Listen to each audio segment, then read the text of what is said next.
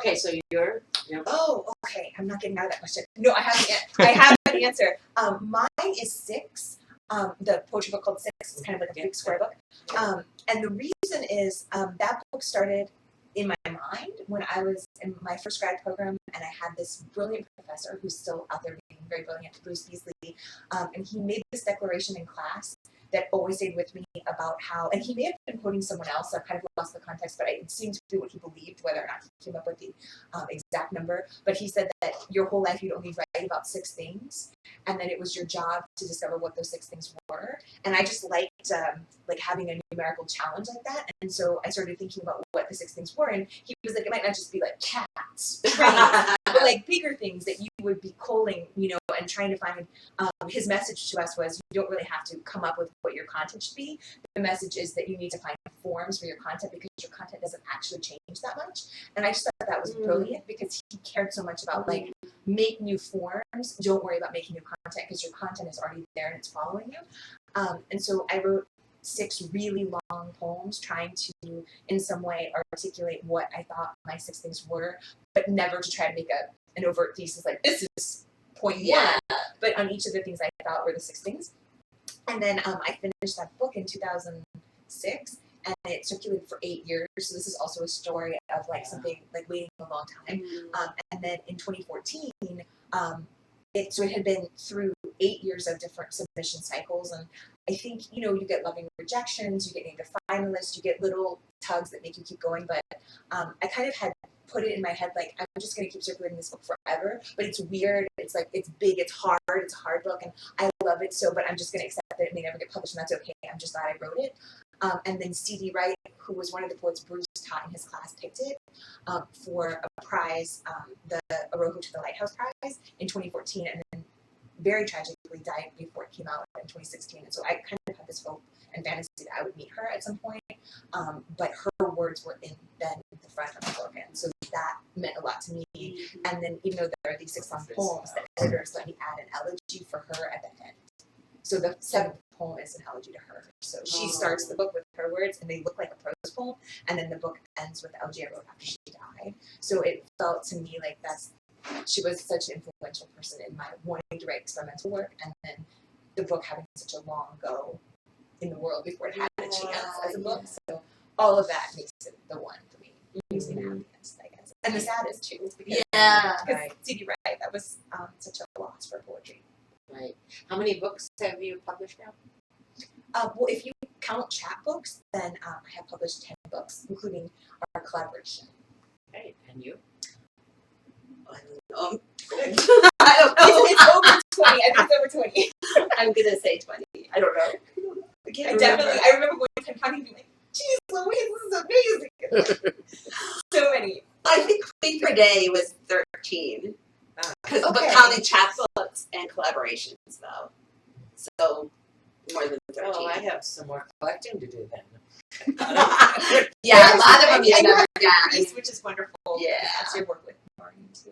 Yeah, I have that. I have quite a few. Yeah. So when we were at World and I, sweating our pieces off, how many years ago, was that one of the first times the two of you got up and read together? That was the first time. That That was the first time ever. And we read From the Gaze, that long essay that we talked about. We did. We had Well, just that written was that. It probably wasn't even published, or maybe just about to be published. I think it was, you know what, I think we decided to read it because it was a good omen that Arts and Letters had just accepted it, but it wasn't out yet. So we were like, nobody has actually read this. What year was that? I want to say 2014, maybe. I think 14. Yeah, And it was so very hot. And it was really hot. I know. And the trolley broke down. Yes. So we were like walking and then into the night and for a very long moved time. from there. They got a new site. Oh, did they? Okay. Maybe that's good. Maybe not. It was great that so many people showed It up. was fun. That was the shock. Yeah. Yeah, I mean, we have a picture of Julie and Denise in the front row. Neil is right behind us. Right. Yes. Harry Dad is right nice. there, and then you, me, Gary, a whole So bunch. cool. And was it Laura McDermott had kind of put this together? Right, it was Yeah. Orange So Island. rad. Yeah. Yeah, it was really, that was so great. It was really fun. It was our first time reading together. Yeah, it was hot. Good It time. was really fun. Yeah. What advice do you give students who tell you, "Oh, I want to be a writer"? That's what I want to do for a living. I always say take your writing really, really seriously, but yourself less so. Because that's the problem. Like, you know, I mean, when you're I was the same way. Like when you're in your 20s or younger, it's like it's really easy to be angsty and like no one understands me, blah, blah, blah, blah, blah. You know, so it's like, okay, that all may be true, but you've just got to care about the work and like making the work really great. And I mean, that usually they kind of listen, kind of get it. I guess, I mean, I try to talk a lot about the difference between the writer self and the author self, and how a lot of our students actually, it's a fraught thing. They want to be published now. Even our students who are like 18, who just took their first intro class. And on the one hand, like I love their passion and their ambition and like the fire in the belly is a good thing. But also, I mean, sometimes we just have to basically be really honest. No writers that we know pay their bills from their writing. Right. So you might have to kind of put that, like, vocation is different than earning your living. So then we talk about other things like teaching or something else that you can do to support your great passion for writing. But your writing self, like, you might want to hold on to and nurture the writing self as long as possible, because once you have an author self, it's so fantastic. Like getting your work published, getting a book published, all those things are wonderful, but they add a whole bunch of new responsibilities and pressures on your time. Yeah, so sometimes I that's just true. break it down for them. Like right now, your whole life is your writing. You come to class, you get feedback from all these people on your work. Someday, there's not as many people to give you feedback. You may have a job where you are giving a lot of feedback, but on top of all that, if you are getting work published, you have to read the galleys of your work, bios, interviews, all that stuff should be fun, and giving readings, it should be joyful, but it takes up a lot of your time. So getting back to the writing self, you have to really, it's in competition with the author self. And so if the thing you love is the writing, don't be in too big a hurry to give away that time, right? Just nurture the work and grow the work before you, because kind of once you're on that train, it's harder to get off that train. You know, when they're now, it's so exciting. People are going to ask you for work. They're going to ask you for things, but it's also your time where you may run out of it to make new work. Right. Do you two or other poets you know, do you still get together in small groups to workshop your own work together? No. I've never actually really been officially a part of a writer's group. I mean, I guess I've had it all through school, but I'm not a part of a writer's group. Yeah. I mean, if I'm not sure of something, I mean, in fact, I did. Like when I was working on the book I'm working on now, I was like, "Oh, Julie, I think can you just check this or that?" Right, like or you whatever. call in your friends. But yeah, I would never. I think I would never sit in another workshop again.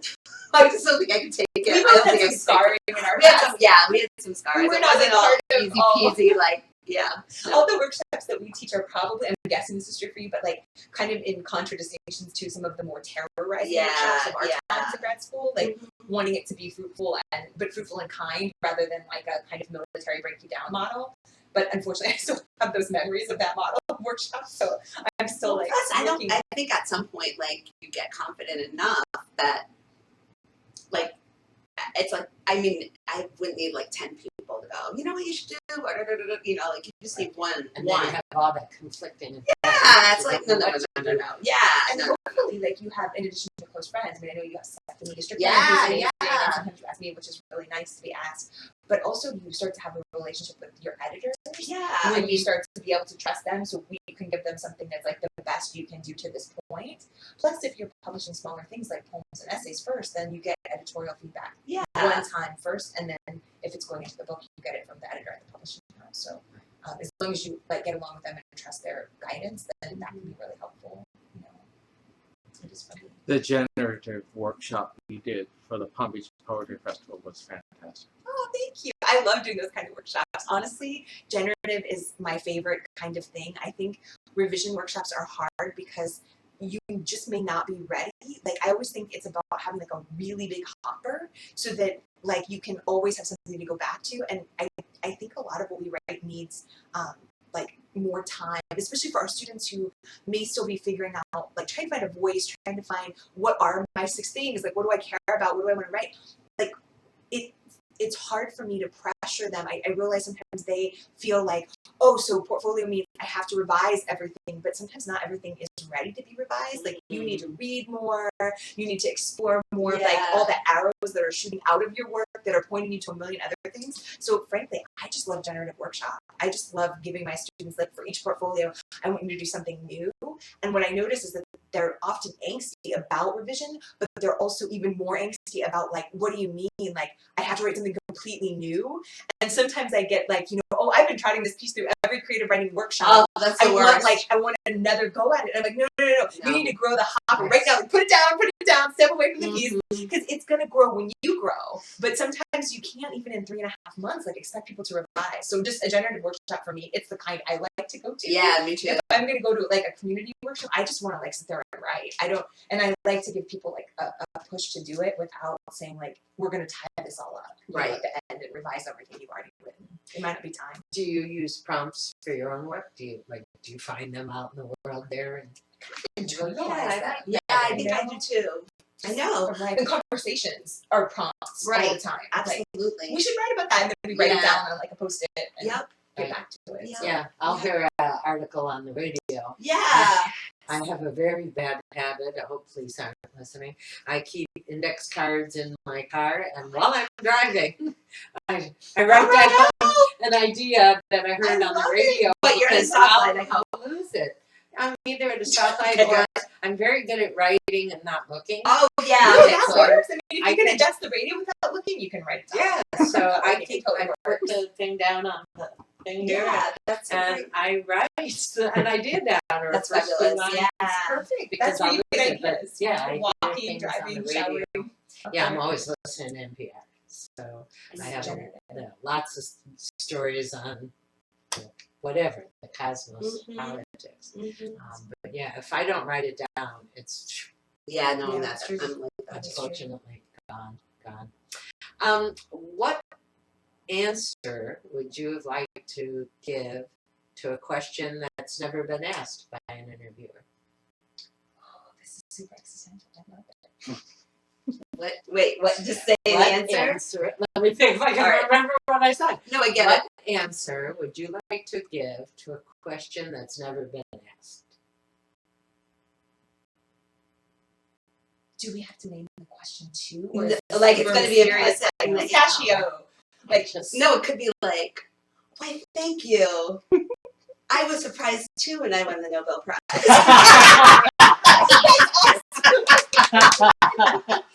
That's terrific. Something like that, right? that's really good. Okay, that's great. All right. Is there a question that you're surprised nobody has ever asked? I feel like people should ask what role my cats play in my writing. Yes, go ahead. Even though I don't, I know that I have a great Julie, what roles do your cats play in writing? Well, seen them they in are your like writing. they're deeply involved. Like it's funny because I don't write about the cats that much, but it's sort of like a thing I have in common with my friend and our colleague and friend John Dufresne. That his cats are always like right there. Yes, and in your Facebook. You're They're always posting. there. Like they're attendants on every part of the writing process. So even though like they're not really the subject, I mean, I kind of think in the end the cats are like they remind me to do it. Like and Yeah. they physically like ground you.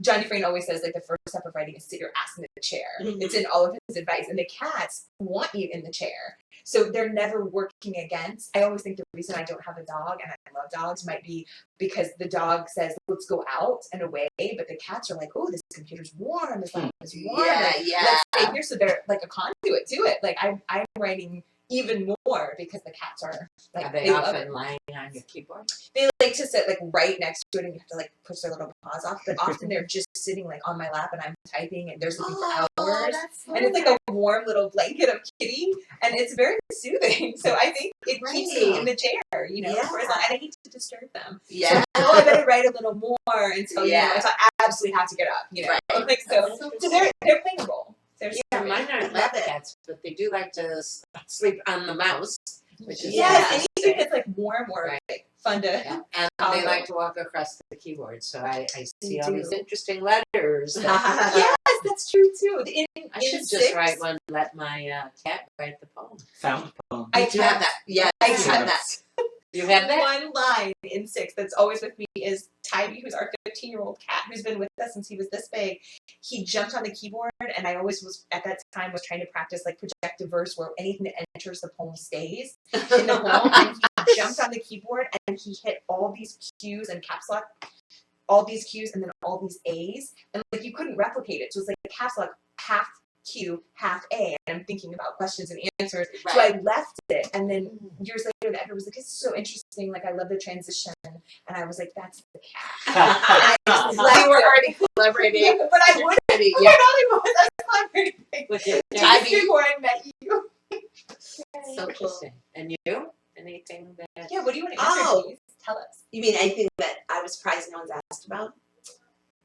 I can't think of anything. I'm kind of an open book in a way. I think, That's a good title for an interview. yeah, an open book. Open book. Or an end of a book, even.